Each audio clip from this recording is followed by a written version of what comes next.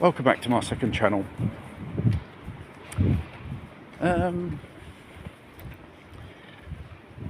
impact on how mass media and all formal communications can brainwash the mass into some narrative or agenda. Well, they've done it many times, especially the political class governing and the establishment of powers that be, should say. They lie a lot to us.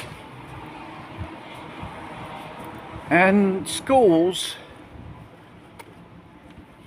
and cinema, predictive programming to make you follow a certain agenda, narrative, put fear into you,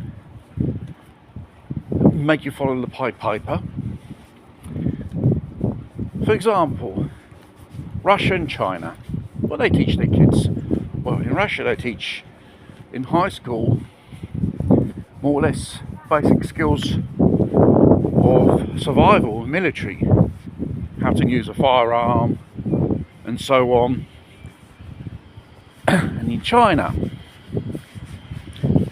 they do the same thing. They teach their kids how to dismantle or remantle a handgun and how to use it as well. What about the youth in the West? What they teach? Political correctness, pronouns, genders and all that stuff. In a world it's becoming more hostile, you think certain skills which they teach in Western schools are going to save the youth or make the youth to be more independent, to use their heads and think for themselves, to be autonomous? No. They're making the future generations more fragile, more dependent on the state for certain things and so on. Therefore they're more easier to be brainwashed or persuaded into certain things in the future. Talking about agendas, narratives, and the most current agenda now is in the world is get ready for war. Your enemy is Russia and China whatsoever. We must spend more money on defence. Bring back the draft. Prepare a survival kit for 72 hours.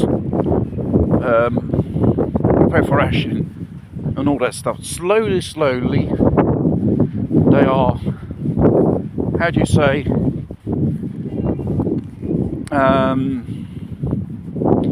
preparing you this narrative without spooking you first, because if they don't know all of a sudden out of the blue, you would have say, what the hell's going on, and people start panicking. And they will probably drag you into something which is not true. There's no serious threat. It's an enemy which they're creating because they know their so-called empire, the seat of power, they will lose one day because they need to go to war. Because throughout these years, corrupt politicians, whoever they are, in whatever country, they've been stealing from us hard, honest workers, the middle class. And now they've got in with the middle class people and want to destroy us and create a society of two groups, the poor and the rich. They have already created a society which they turn one against each other. It's always done behind the scenes, pulling the strings, doing these things. Black against white, man against woman, and so on. They are practically turning us against each other, and we do not really realise they're doing this, because they're the ones that are pushing the agendas, and they're the ones who are plotting against us, so we turn on each other. And propaganda machine is very strong on the minds of people, having got the foggiest idea what is really going on in the world. Because do you trust politicians? Do you trust the latest person which appears on the TV? Oh, we must do this and we must do that for the sake of, for your safety.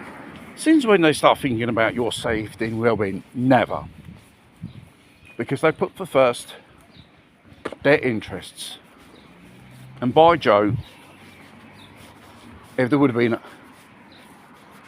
an emergency or a war, you'll be the last ones to be thought about, and they'll be the first ones to leg it in the bunkers to safety. So-called continuity of government is called. That doesn't matter, it's any government in the West which is like that, basically, which shows a certain hatred towards their population. And we see this in Europe, and they're encouraging so-called newcomers and inciting people to civil unrest. They're the ones which are creating problems. If we stop these things at the root, or the root of the cause, I think half of our problems we wouldn't have today, because they are man-made and created by them.